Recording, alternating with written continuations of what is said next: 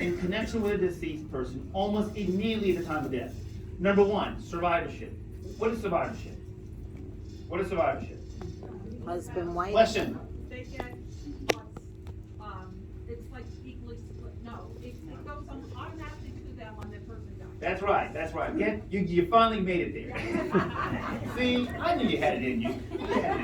So survivorship, property comes from a deceased person immediately if there's survivorship. So you might have had real estate, now you don't.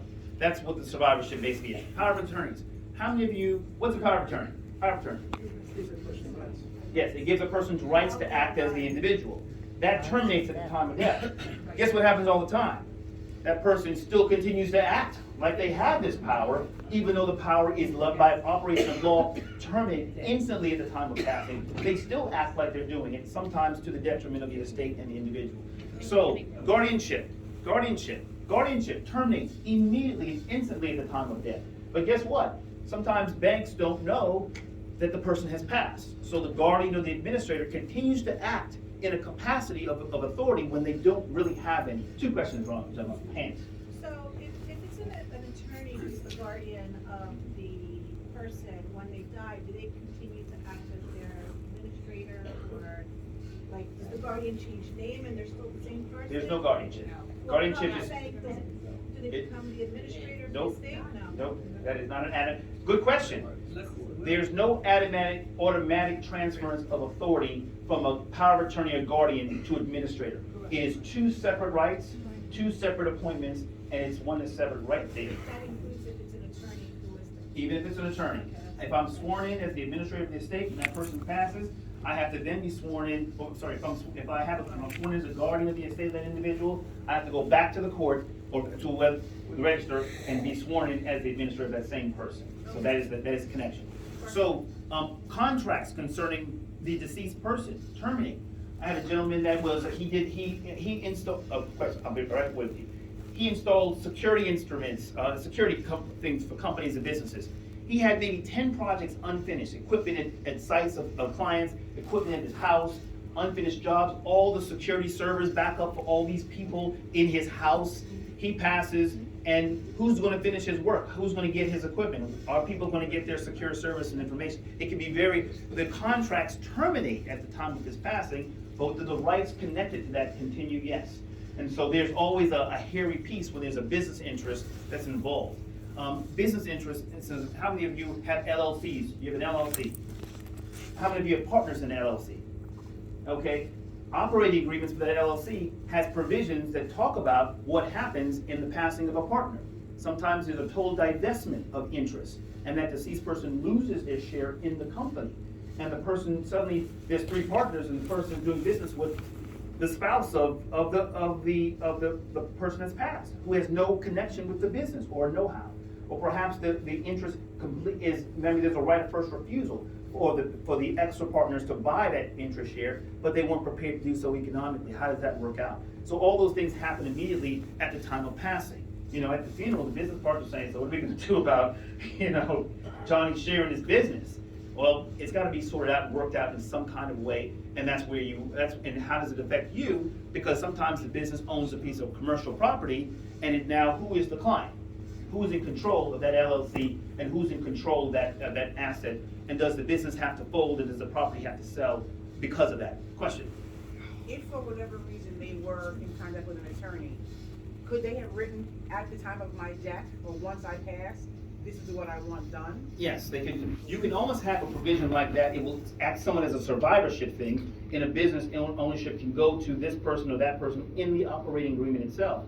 If it is not envisioned in the operating agreement of the LLC or the corporation bylaws, then it's got to be figured out some other way. What if it's not a business? What if it's just a family and they say, at the time of my death, I want my son Mike to be in charge of? Then so be it. Okay. That's in the will. That's in the will. That's what you're saying. Yeah. Yes. That is a will. No, they don't have a will, but they've said to their lawyer. Nope. No, Nope. they have to have, okay. Good question. And this is what parents do all the time. They'll put the kid or the person that they like the most. If anything happens to me, this is what I want you to do. They won't do a will, but they'll tell this person what they want. How many of you They'll tell somebody what they want, and when that person passes, that person feels obligated to do exactly what their mother, father, grandfather told them to do. They feel, and they're morally compelled to do it, but they have no ability to do it. And so, and I heard this a million times, well, you know what mama wanted. You know what mama wanted. I know the property goes to 8 of us, but you know mama said the property should go to me. Can you do a video? I need to. So, and of course, the Social Security benefits and sometimes pensions terminate at the time of death, but guess what? The Social Security Administration and your pension might not know that you passed. And your money still continues to go into your bank account, populating there, and they're spent by relatives, of course, until they'll figure it out. And then what do they want to do? Subcharge that account. You've already seen, I see heads nodded, you already know how that has worked. So these are the things, consequences. But there's also legal consequences to third parties immediately at the time of death. One, we said before, when an estate is established, that property is immediately owned. It's not yet invested, as far as the legal standpoint, to other people, to heirs and beneficiaries. The question is, when are they going to get it? There's a time between the passing and the actual deed conveyance to that individual who's entitled to it. So in that middle space is where all family feuds take place. And of course, creditors. There are creditors that were creditors that now become debt collectors to the estate immediately at the time of death. For example, reverse mortgages. How many people know about reverse mortgages? And you know how there's a collection point. They're paying you, but when the person who had that reverse mortgage passes, there is a point of reckoning of that debt. Most reverse mortgages nowadays give a 6-month runway to maybe 9 months, up to a year, for the estate to work it out, for them to be repaid. But the rights of that automatically reverses then. So this is something to be thought about. Question? I just had a client who called me and said, oh, mom had a reverse mortgage, but I'm on a deed. But at the time of reverse, you can't get a reverse mortgage if you're under 62. That's a question. I'm wondering how that was that loan was done. Came on it afterward. So, okay. Oh, I see. We're gonna sell the house and we sold it. Well, we got a client. So, like, a week ago, we find out he doesn't have right of survivorship, even though he's on the deed. In other words, yes. So that is really, you have to ask that up. That's good, and that's what, I'm sitting there seeing how the lawsuit will play out. Because every mortgage, even the mortgages that aren't reverse mortgages, have a due on sale clause.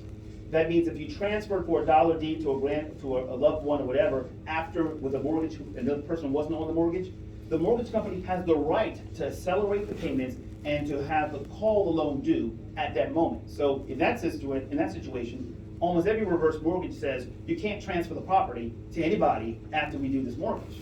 That's in there. I guarantee that's in there. So by doing that, you said it is. I write reverse mortgages for 17 years. It's in there. It's in there. See, confirmation. It's in there. Even his register of wills, he got the administrator papers What? and his sister. Has nothing to do with it. They want their money back eventually, and the person who took the mortgage out in the first place They agreed agreed to it. and understood. And it's different from a regular mortgage, right? Maybe go over Gar and St. Germain, how on a regular mortgage they're protected to a degree. That is the answer. She said it. Blame her. You know, if you don't like me, she's right here. You know, and as far as the government, Uncle Sam and the recorder of wills, they want their taxes too, immediately. You gotta follow. You know, I just want to say, like, if the person, if there was maybe an estate deed or something, a life estate, then that person might have had some protection. But the borrower didn't make that change. Someone maybe made that change after the fact illegally. They went and had the deed changed. So now, you know, someone in the family could go back and argue against those people and ask for a bar claim to change that or something. But now, I will say this, editing a bit what you said illegally, even though they should not. Right. But contractually, they just stand to the consequence. It's legal to transfer properties even in that situation, but you still have to withstand the consequence contractually. So that's an issue. So it's not illegal in that sense. It's just going to be, it's just bad. It's contractually you're in breach of the contract. They didn't have the right. That's what it is. So now we're going to move to the next section. We're moving right along. We're moving through this thing.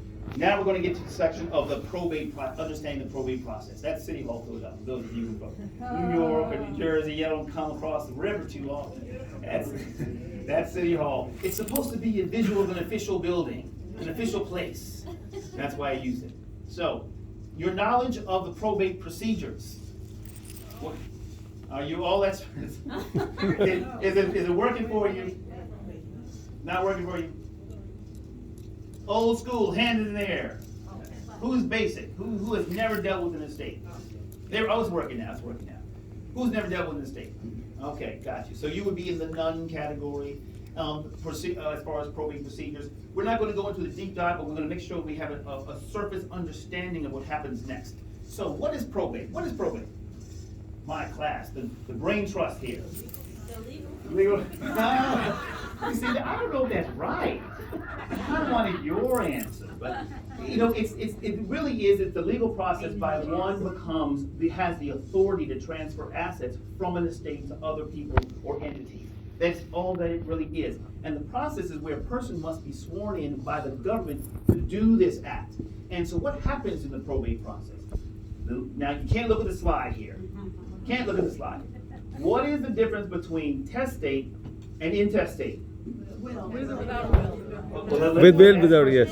If you die with a will, what is it called? Testate. All right. If you die without a will, what is it called? Intestate. All right. That's it. Give you both points for that. Give you both points for that. That's the test. But it answers really the question of who's in charge. That's the whole issue. You saw that in the Family Feud. You see how it's all weaved together, is coming back around? Who's in charge? Who? From an estate lawyer standpoint, and from either you as a realtor, broker, you always want to be dealing with who's in charge. The person who calls you to list the property for estates, they may not be the one in charge. They're just the one calling you. They're the one who's taking charge. But you really want to know who's in charge in that process. So there's 3 different states. We need one representative from New York. Who's our New York person? Anybody from New York here? Over here. You again. New Jersey. Who's it? Most of you. New Jersey. She was first. See, that's quicker than you. And then New York. Pennsylvania. Pennsylvania. Okay, so I'm going to ask you through the same question. You can't look at the slide.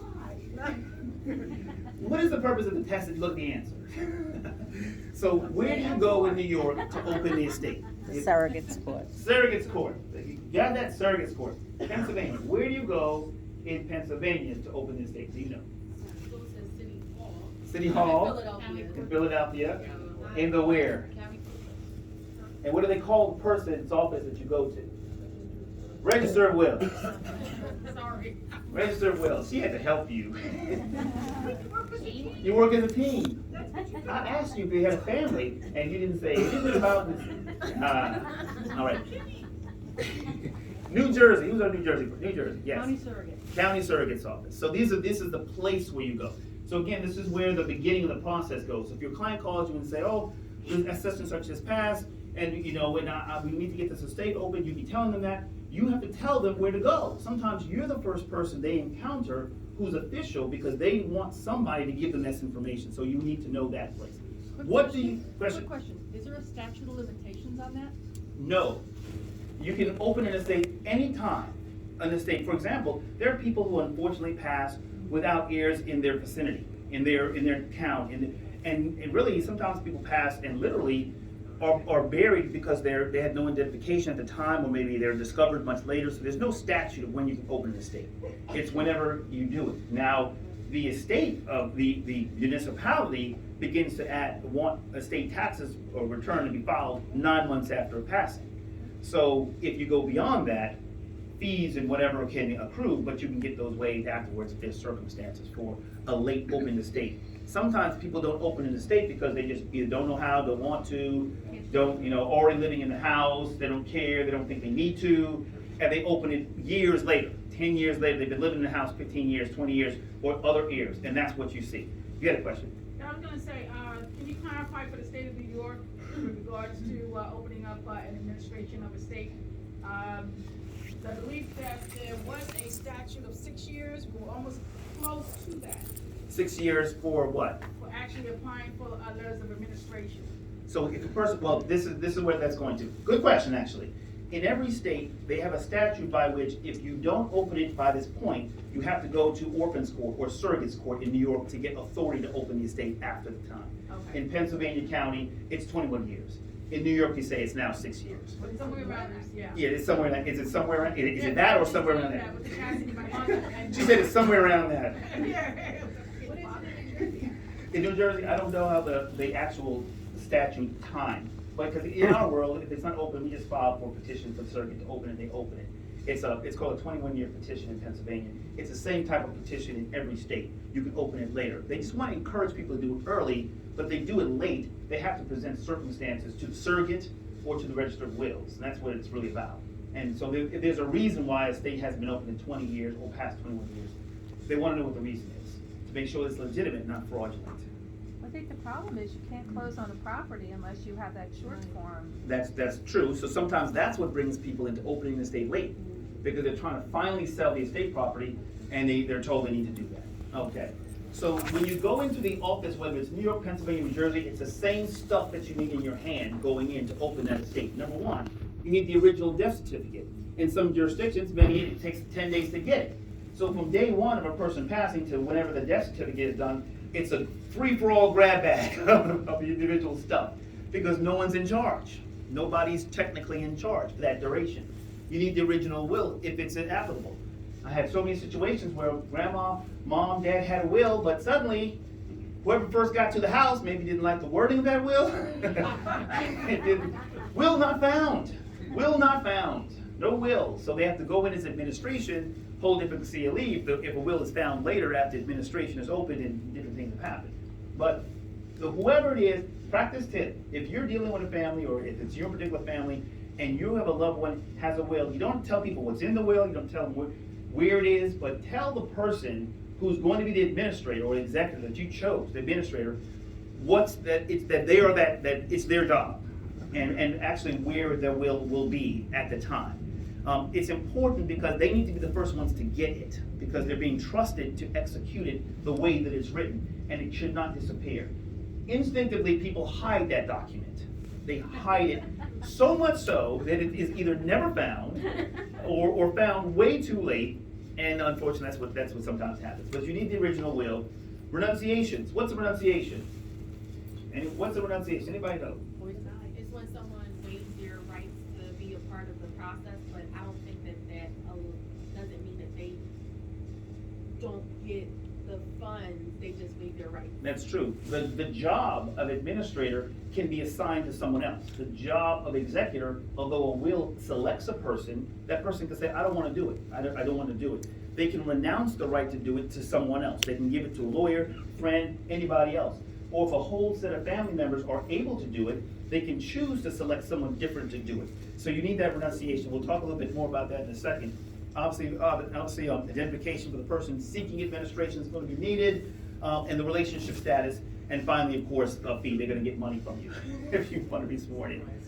And you take an oath, you walk out the door with all those documents, and you are then the duly sworn administrator of the estate or the duly sworn executor of the estate, and a short certificate comes to you certifying your ability to do that. We just talked about renunciation. Some people didn't know that anybody could do this job for a family who's not even related to the family, if all the people who are next of kin agree and do this renunciation we just talked about. Hand raised. Yeah, I think it's very important that folks know that when you are sworn in as an executor or the administrator, it is a fiduciary responsibility. That's a good point. Just as you are brokers and realtors and you have a fiduciary responsibility to your principal, because you're an agent for that principal, the same kind of trust relationship exists in that context as an administrator for the state. The same relationship exists between a lawyer and a client. That fiduciary trust relationship is consistent in that regard as well. So that's correct. Question at hand. What happens if not everyone in the family are agree with the sector? How is that handled? Litigation.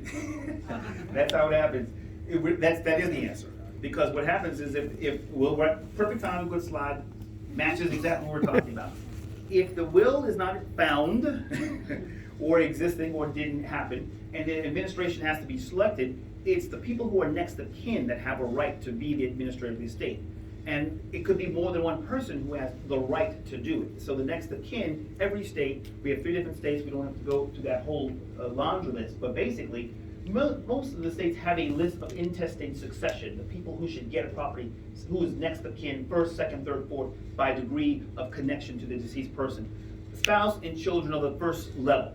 You know, spouse and children are the first people who have the right to become an estate administrator. And outside of spouse and children, then it goes up to parents, then it goes out to siblings, and it goes down to siblings or grandchildren, and then it goes further down to aunts and nephews from that point. And that is in that order, hand raise, that you will see those people of next of kin. Yes, sir. How and when does the public, A public, like an appointed person? well, like the state, or public, in New York State, the public administrator, or the county, when would they be ultimately appointed? Is it a period of time with no next of kin, or the state is dormant for years? Well, you answered the same, didn't you just answer this question? Well, Period of time, though? yes. On one hand, I don't practice in New York, so I don't know exactly the truth, but your answer is the answer. What you just said, that you gave both question and answer. If a person needs an administrator to be appointed because there's not a person in the family, then in New York, there's a public administrator that's appointed to that estate. The other situation answers her question. If there's a dispute amongst the next of kin as to who will serve, who will be in charge, or they can't work together, even if they're jointly able to serve as administrator, then that register of wills or that surrogate can appoint an attorney. I've done that, I've had that appointment to represent the estate to represent the estate, because the families are in discord or in litigation as to what's going on or what should happen between them. So that is correct. And those circumstances that you mentioned are the circumstances that would lead to the appointment of a public administrator. All right. So, anybody know about the movie Encanto? Yes. We don't talk about Bruno anymore. What did you just say there? We don't talk about Bruno anymore. Okay. Who knows? If you have a child, that tells you if you have a child or not. If you have a child, you have seen the movie Encanto 150,000 times. And there is a famous character and song in that movie that everyone talks about. And it's Bruno. So when I'm talking about Bruno, every family has a Bruno. And so let's go to, who has a Bruno in their family? I think most families have some families are just, everybody just loves each other. No one argues, nobody has everyone agrees, no problem. But there are many families where there's a Bruno. A lot of people have Brunos in their family. What do I mean by the Bruno while we're talking about this person? Now, who knows the song? You know the song? Okay, at the end of our sermon, we're going to have you sing that song. Literally. Are you feel comfortable doing that? She's good, we gotta sing. Hold that. So, most people have a Bruno in their family. The issue with Bruno is that Bruno is sometimes left out of the administrative process. One, because they're estranged. This individual is not showing up, isn't around. They're in jail or rumored to be. Where's Johnny? I don't know. Is this your brother? Yeah, but we don't know where he's at. I have 5 siblings. I know where they're all at. It's hard to conceptualize if you have a typical family dynamic. Even if someone's like on the outside, you know where they are. It's hard to conceptualize not knowing any information about where a loved one that you were raised with is. Surprisingly, it happens more. In prison. Oh, he was last in prison. He might have got out. Is he out or is he in prison? They don't know how long the sentence was. I don't know. Dead? Could be dead.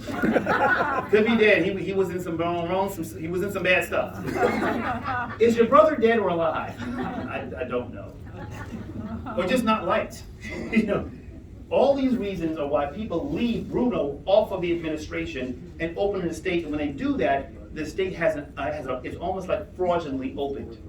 The letters of administration can be pulled from a person that intentionally excludes an heir.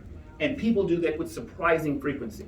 Because one, they don't want to share money with an unknown person. They're not around. They don't care about that person. If you have 4 siblings, 3 of them will go in, open and the register will, the surrogate doesn't know who your family, that there's a 4th sibling out there. They have no clue. They find out later. Is this only if you die intestate? Because if it's in the will and you say, I don't want Bruno to get anything. We talked about the will not being available. because Bruno's in the will. So that will's gone. The will is gone. If a will gives the property to 4 kids and 3 kids find the will and don't want the 4th kid, without the will, it goes to, they get share. If it gives anything to Bruno, or gives the house to Bruno. So this is a will disappear because of a Bruno factor. And sometimes with administrations where this kind of, the Bruno piece comes into play, more importantly. So now we've come a long way. We're part 4. Gotta check my time, make sure that you all get out of here on time. Okay, because we have a song coming up. So, real estate transaction. So this is the deal. When you are an agent for the seller, the main thing that you need to be assured of is who's in charge. And that person has the authority to sell, which is represented by a short certificate. That's important. You need to know that. That's like the number one thing. The person that calls you to list a property almost is never with the proper documentation if it's in that 10-day window before a death certificate is even produced. So you'll be telling them what you need and giving them information on how to get down the road so that they can list the property with your company. And then ultimately you want to make sure that the right person signs the listing agreement. Too many brokers, because we've done a lot of estate litigation, will just say, oh, someone's passed, list the house. The house will be on the MLS with buyers received, and the person that signed the listing agreement doesn't even have authority to do that. But they have a buyer offer already on the estate. What happens then? We'll talk. And so this is and then the issue becomes with fraudulent transactions as well. Sometimes estates are victims of fraudulent. How many of you know deeds can be stolen? Properties can be stolen quite easily with forgery. And there's actually a stolen deed task force in Philadelphia County because of the frequency in which people steal properties, usually because of estates.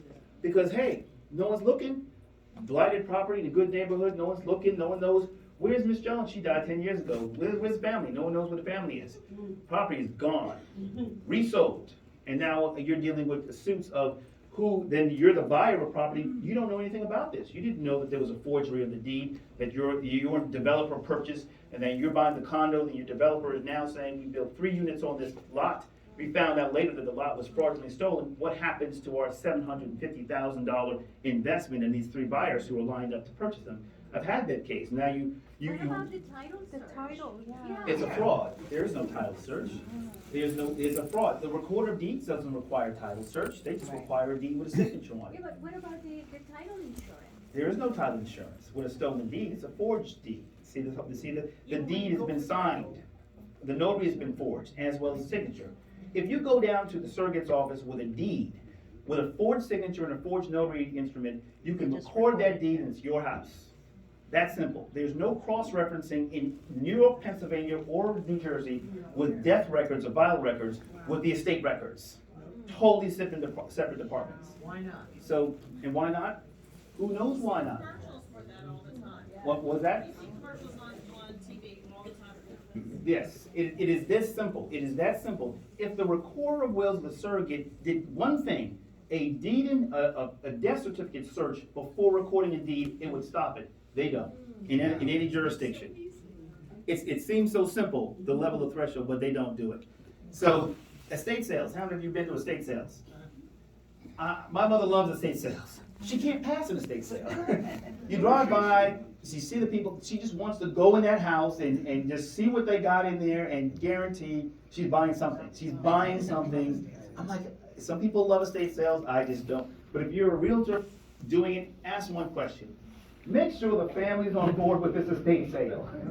You know how many executors, administrators will just sell everything or even have everything removed without consulting the family? Because sometimes Bruno is the one that's the administrator of the estate.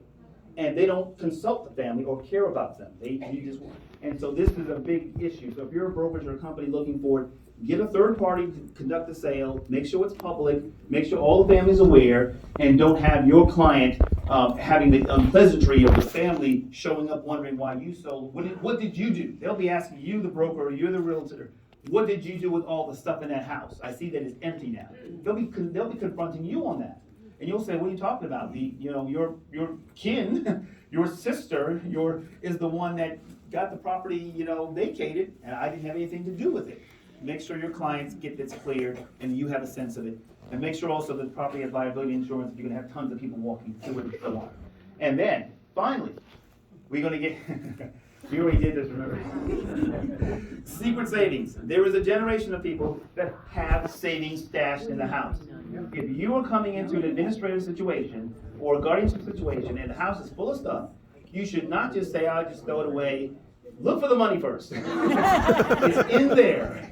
It is in there. It's under the bed. It's in that house. I'm telling you, I don't know a house or a person that doesn't stash money in the house.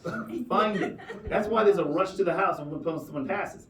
Somebody knows where that stash is. I All had a right. client found $16,000 in a shoebox in the drop ceiling. Oh, my Shoebox. goodness. Shoebox. That was one of the, Yeah.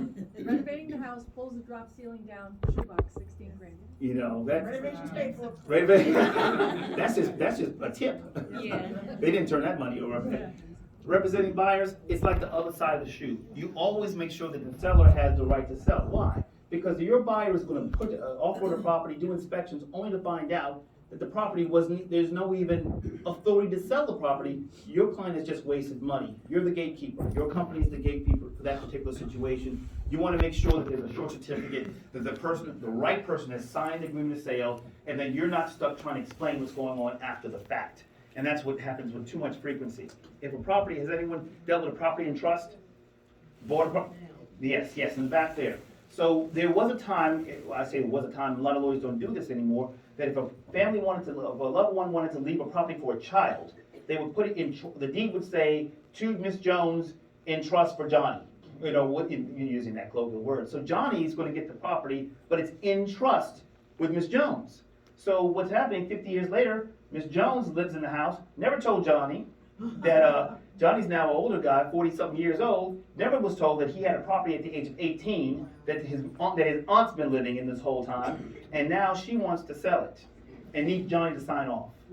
And Johnny has to make this uncomfortable decision with saying, okay, well first, auntie, you defrauded me for a period of time, and now you want me to sign off on the sale that you think you're getting some of, because you've been here, and it becomes a really hairy kind of conversation. But the news to you guys is that you have to dissolve the trust and sell the property. So there's two things happening. So Johnny does have to sign off on the sale, because that, you know, whether he's getting all the proceeds of sale or not, he should have got the property when he turned 18 years old. So, all right, so when he sells, because he has to sign off on it, when the house is sold, he gets everything. He should get it. He should get everything. But the person who it was in trust for may say, I use my own money to pay taxes. I use my own money to do this and that. They're going to want to offset for whatever their experience was to hold this in trust over that duration. And it's fair. The court will give them some offset for taxes and insurance, things like that. Why though? What about the cost of living? They should. But that's the thing. I know you're asking They why. committed I'm gonna pay fraud. them nothing, they should pay them. Well, most trustees aren't required, the court doesn't require a trustee to work for free. That's the issue. If it's in trust, the trust should pay for it, but the property doesn't generate its own income. The trustee has to use their own money for the trust to be preserved for the person. Now, the court might say, you didn't tell, I'm only gonna give you that up to the point that he turned 18. They'll strike some fairness there, but there will be an issue there. Hand raised. In a situation like that, where the person actually habitated in the property, they would still potentially be eligible to get some kind of return on that from the proceeds? No return, just reimbursement for whatever cost they may have expended to preserve the asset to transfer to the trust beneficiary. That's what we're talking about. I mean, could the person for whom it's in trust then charge them money that they For rent. You know, this is all, you talk about Family Feud? This guy here. Okay, aunt, you get your reimbursement, but I'm gonna charge you, aunt, rent, 40 years rent. That conversation goes real good at Christmas. Couldn't he sue her for fraud? Well, sometimes she didn't know. Sometimes, you know, she thought the property was her when she passed. It goes to him. She didn't understand the idea in trust for what she thought the property was to be hers until she passed, then it would go to him. Like next of kin. They didn't The court understand. says ignorance is okay. It's not, but you know, again. Right. But since we're in yes. It's not for realtors, it's not. Yes, well, there is a process, there's two things. A trust, if the trustees of all the beneficiaries agree, there's a document to dissolve the trust, yes, on the legal side. But if all the beneficiaries of the trust, or the one beneficiary signs off the deed, it effectively eliminates the trust. Because if it goes to Johnny, Johnny signs the deed, and Ms. Jones, they're both on the deed going to the seller, trust gone. You know, that's kind of how it works. Have you ever been involved in estate litigation? Any of you? No. Great. I'm making sure my time is. Okay. So, number one to do, if you have it, notify your broker. You have to decide what your legal position is between you and your broker, and you need to figure that out before you start, talking. Your client, defend your license, which means defend what your decisions were in connection with the property. The biggest thing is support your client if you can. If your client didn't lie to you and or put you in a position where you're now having to defend your license and decisions because they didn't tell you the truth about who really owned the property. They didn't tell you the truth about the existence of Bruno. And now the property's being sold, Bruno finds out, he's suing the estate, and you are party to it because you're the one was a part of it. What did you know, and what question did you or didn't you not ask going into that? And of course, be truthful and make sure that you respect the outcome of the proceedings and not, whatever it brings. Don't cover what you did up. Tell exactly what happened so that you are protected and covered in your decision making. Like if you knew Bruno was there, I'll forget him. And you baked your cake if you've done that because you knew what was going on. But one of the litigation favorites is valuation. I bring that up to you guys is because you're going to be asked to list the estate property. If you're asked that and no appraisal has been done, then your testimony as to its value is what's going to be relied upon in court. Should there be a question of the administrator or executor underselling it? If you recommend it to be sold, if there's no appraisal, or if there was an appraisal, and let's say the appraisal is $200,000, but you recommended listing it for $175,000, you have to defend why you are listing it less than its appraised value, which you should not do. You should list it for at least that, not because you have to obey your client, but the idea is you have to protect your client. Your client should at least start there, and then take your advice to reduce it if market dynamics show that, and if you can, and you have to be able to defend your decisions to reduce and your decisions to recommend an agreement of sale below listing if that is the case. So if you're brought into an estate litigation valuation contest, then that's your role there. Being able to just, whatever support you have for that listing price and reductions and ultimately the sale, you have to defend those things.